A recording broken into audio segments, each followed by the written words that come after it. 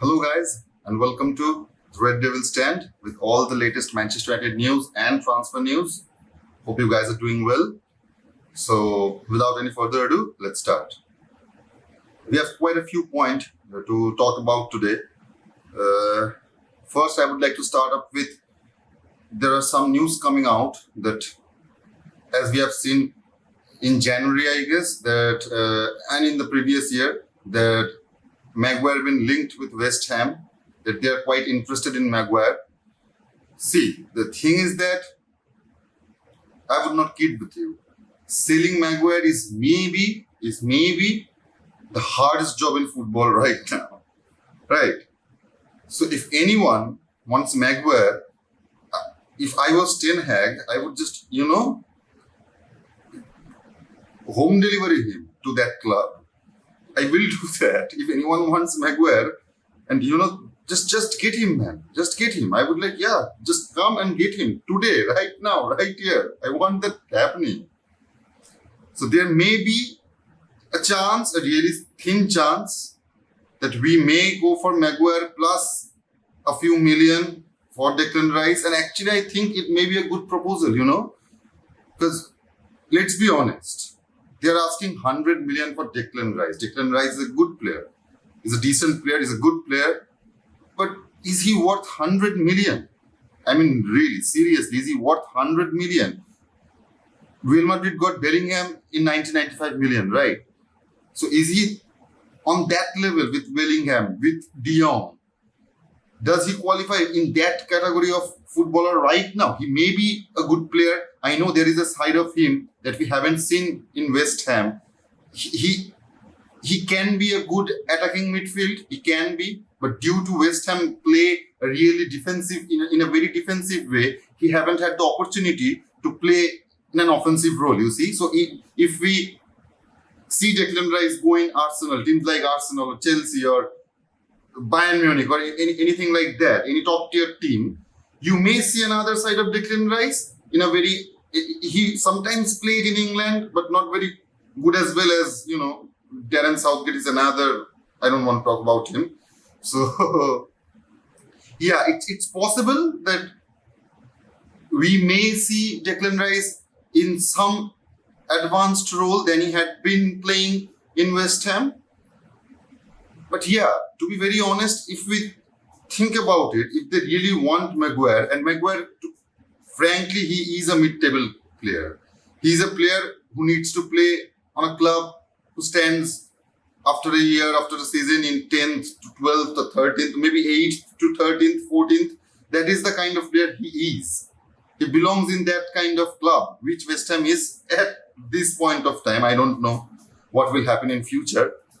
So yeah, I don't think, see the thing is that, yeah, he's a good player. But paying 100 million for Declan Rice, especially when we need a striker, that is the most important part. We have to remember that. We can't avoid that we need a striker. That is the most important position we need right now this year. So if we spend 100 million on Declan Rice, especially when we don't know the budget, how much it will be, if it's 150, then we have got only 50 million left to buy a midfielder, a defender, a centre back, and a goalkeeper. I don't think that's going to happen if we buy Declan Rice for 100 million. So if we can make a deal, which is highly unlikely, especially with, people like John Murtagh, they just are not very good at their job, at what they do. So it would be hard, but not impossible, I must say, if West Ham are really interested in Maguire. So we can make a deal over there. I think there is a little bit of chance, you see, that maybe we give them Maguire and 20 million or 30 million plus 5 million or 10 million or in add-ons. So if you see in the whole scenario, it's near about costing us 70-75 million, right? I think that's a decent price for Declan Rice. Even if we pay money for him, 70 to 75 million, I think it's a decent price. 100 million is way too much. I know he have won the Conference Cup and it's a good achievement for him, especially the club he's playing for.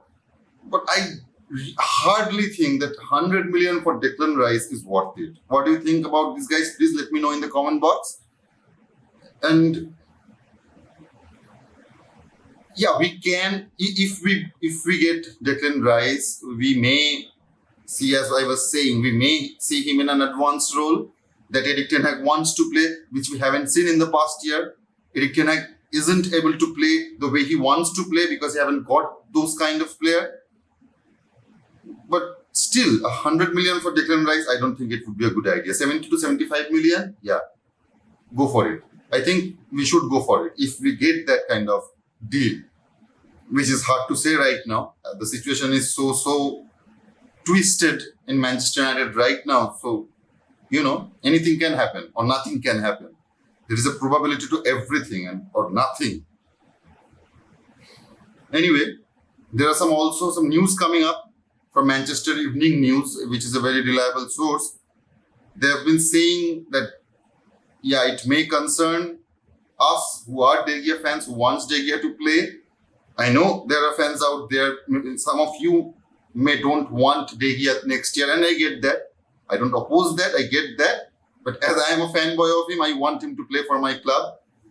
See, I know he had made some horrible mistakes this year. I know that. I won't deny that. But he also made some incredible saves that saved our game, that saved us 3 points. So, you see where I'm going with this, right? De Gea is a kind of player, yeah, he had reached a certain age. I know that. He maybe won't be able to a first team goalkeeper for our team anymore. If Eric Ten Hag wants to play from the back, wants to start, distributing the ball from the very back position, the goalkeeper. I have seen this kind of play style in recent past. Many teams like Manchester City and Arsenal are playing that way from the very back, from their goalkeeper. They usually start their passing from their goalkeeper. Maybe he passes a short to right back or left back. Maybe he passes long to right wing or left wing. Something like that. But De Gea, as we have seen, yeah, he has an ability to make some incredible saves. But yeah, he is not that good with ball. I must admit that. He is not that good. He's not that brilliant with ball, with passing, So anyway, the news outlets are saying that it's really likely right now that he may leave. As I've said in my earlier videos, that he's been getting some offers from Saudi Arabia, and that's a very lucrative offer. He wants to earn some money in this, last period of his career, which obviously Manchester United won't give him. We have been paying him 375k a week for the past 2, 3 years or 4 years, I guess. But I don't think that would be the case this year, even if he signs for us. So that's a heartbreaker for me if we let go De Gea this way. But anyway, we need to move on from that. But if we lose De Gea, I mean, seriously, if we lose De Gea, we haven't seen any movement from Manchester United till date in this transfer window that we have made any kind of, potential movement for any player of any position. Whether you say it's a striker or midfielder, a defender or a goalkeeper. So if we sell De Gea, if De Gea just goes, because he is out of contract 2 weeks later. So anyone who buys him, I'm pretty sure they will wait the 2 weeks. They will wait out the 2 weeks and then they'll approach him. So I hardly think that Ten Hag wants Henderson as his first team goalkeeper. I don't think that he will do that. I definitely don't think that he will do that. There are some links coming out from Daily Mail and many other news outlets that Jordan Pickford may be our prime target. And it's just, I don't know, it makes me sad. It makes me really sad. Yeah, Pickford have given some decent performances in his last few years. But do we really want Jordan Pickford for our first team as our first team goalkeeper for 40 to 45 million? Are we serious about that? Especially we can get a more reliable keeper like Onana. Maybe he will cost 5-10 million more than Pickford. So I know the news outlets been saying that we may be going for Pickford, but I don't think that would be happening. I really don't think that would be happening. I hope that would be happening. If Erik Ten Hag wants him, I will support my manager. I like Erik Ten Hag. I like his decision-making ability. But still, I don't think he would go for Pickford, especially if the price tag is 45 million. I don't think anyone should do that, let alone Manchester United. See, with Pickford, we have got an aged goalkeeper, same as De Gea, maybe 1 year, 2 year younger than De Gea. So what we'll do after 2 or 3 years? We'll buy a new goalkeeper again? I don't think that would be the case. We need a younger goalkeeper, especially if we sell De Gea. We can't rely on Henderson. Maybe we will sell him. I don't know why we are not still selling him. Maybe it's because of the De Gea deal that it's keep getting postponed. I get that we haven't bought any player. Believe me, I get that the transfer market, that the selling process, it's getting complicated each passing day and all that stuff. We don't know what will happen if Qataris will get a hold of the club, or whether it will be Sir Jim Ratcliffe, whoever that will be.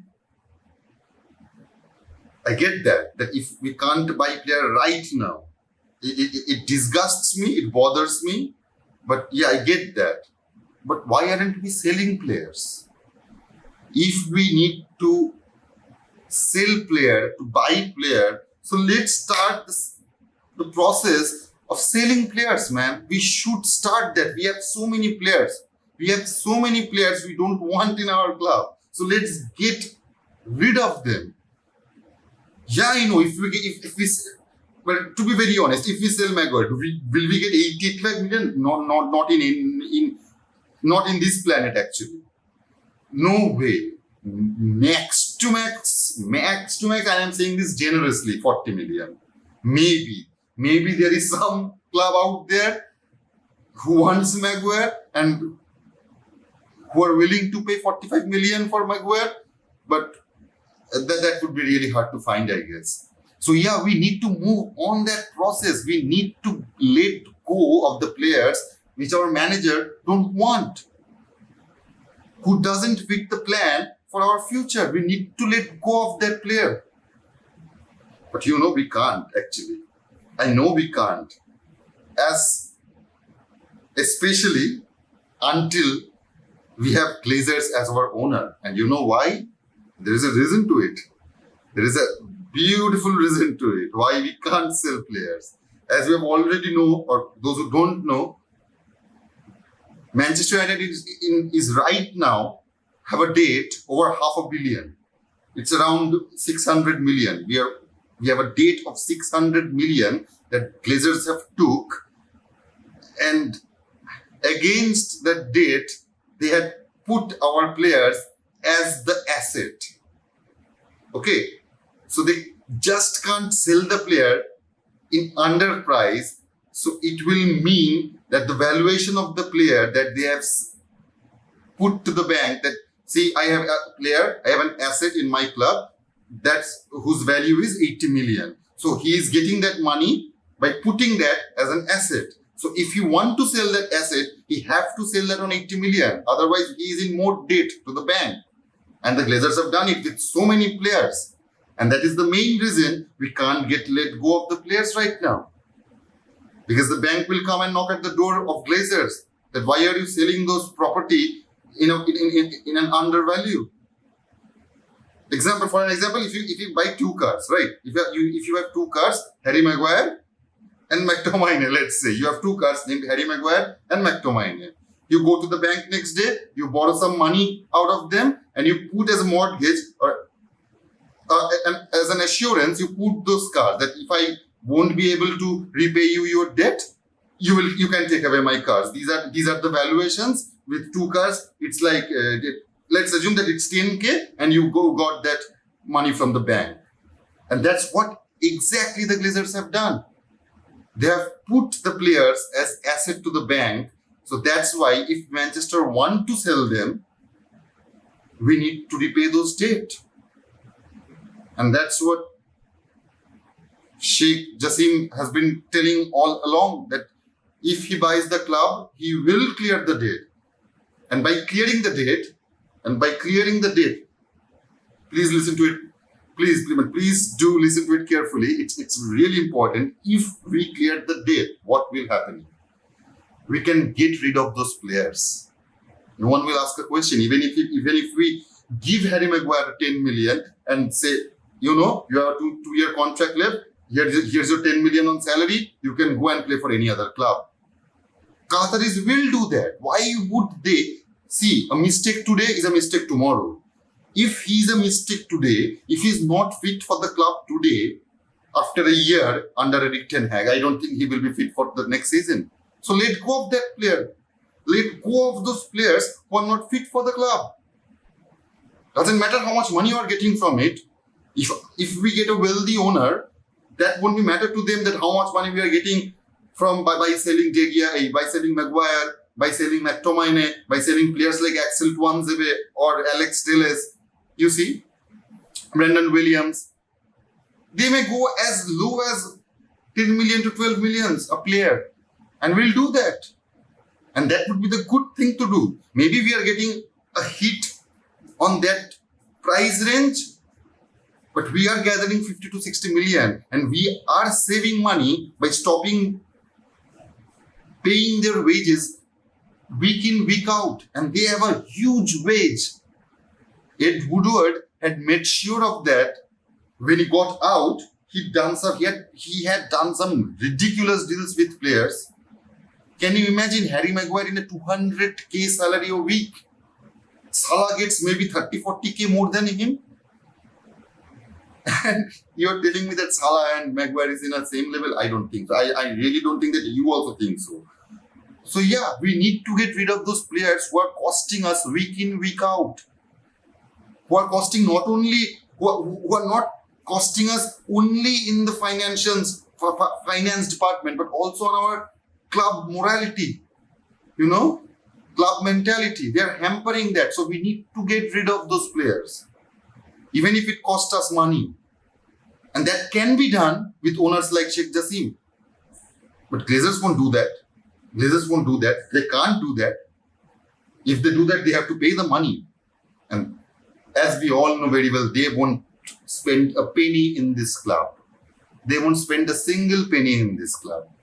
They will suck the club dry out, and that's what they're doing right now. As we are speaking, they are sucking the club dry out. For the past 7 months, they've been dragging the sale process, and I don't know when it will end. I don't see any sensible explanation for this kind of behavior. As long as the Glazers go, believe me in my word, they will delay the sale a month or two, even if they can suck out even a 50 million or 100 million. They're that bastards, believe me. The Glazers are, Glazers, people are saying Glazers out for the past 15 years, I don't know, but it is the time to get them out. It is time they should go out. They must go out. Anyway, with all this going on, there is also a thing that's been reported pretty much in the British media, and that is Mason Mount. Do we need Mason Mount? Do we want Mason Mount? It doesn't matter. It only matters what Erik ten Hag wants. If he wants him, we should get him. If he doesn't, we don't. But I really don't think, even if we get Mason Mount, but I don't think that it's Erik ten Hag's number one or number two target. If we get Mason Mount, it's only because we can't get Declan Rice this year. We can't get Frankie de Jong the year before that. That is the only reason we will be getting Mason Mount. Believe me. We are not able to do that kind of deal, so we are going to the players who are mediocre. I'm not attacking Mason Mount. He's a good player. He's a decent player. But can he deliver the result that Erik ten Hag wants? He may as well do that, but the chances are really low if you ask me. It's not that high. Yeah, he may be he can come to the club this year and become a legend after 5 or 6 years. Or he can become shit like Fellaini, like Maguire. Who knows, right? But I don't think that Mason Mount is Erik ten Hag's first choice midfield. If we buy him, it's only because we can't get Declan Rice or any other good midfielder who have been performed really well for the past couple of years. We can't get that. We are going for the players. See, we have been connected with Mason Mount. No one is going for him. We have been connected with Hoyland. No one is going for him. We have connected with Kim Min-jae, who have connected with him, Bayern Munich, and we may lose that. In these three players, we have got only competition with one player, and that's Kim Min-jae with Bayern Munich, and we are close to lose that battle. This is how shit our negotiable ability is in our club. This is how shit Richard Arnold or John Murtagh is. They don't know how to do a deal. They just don't know. They're deep. They're knee deep in water, and they don't know what to do about that. They're stuck. They're absolutely stuck. We haven't seen any kind of positive movements after the transfer market have started. Every big club has done it. They have already started their movement. They have already started approaching players even before the transfer has started. But we are in a hibernation mode, you see. We will see what happens when the Glazers have time to sell the club. If they sell the club, then we'll do something about it. If not, we can do it next summer. And one more thing, you can see how much they deceive us as fans. They have said in January that we will not be doing any business in January because we have big plans for summer. And it's been 60, 70 hours the transfer window has started, and there is no statements that we are going for that player or anything. The only player that we have been linked for that could have been signed on July because of his release clause, he may get snatched by Bayern Munich. So what the hell is going on, man? What does Manchester United authority wants? I'm pretty sure if we don't get anybody substantial this summer, they will let down Erik ten Hag as they have done with Mourinho. Believe me, that would be the same reputation of the summer. We have played a good season, we have done something, we have achieved something, and that will go down the drain as we have got no investment, no new players, nothing.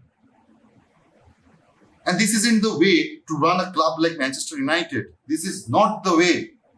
This is not the way to run the biggest club on earth. You can't do that.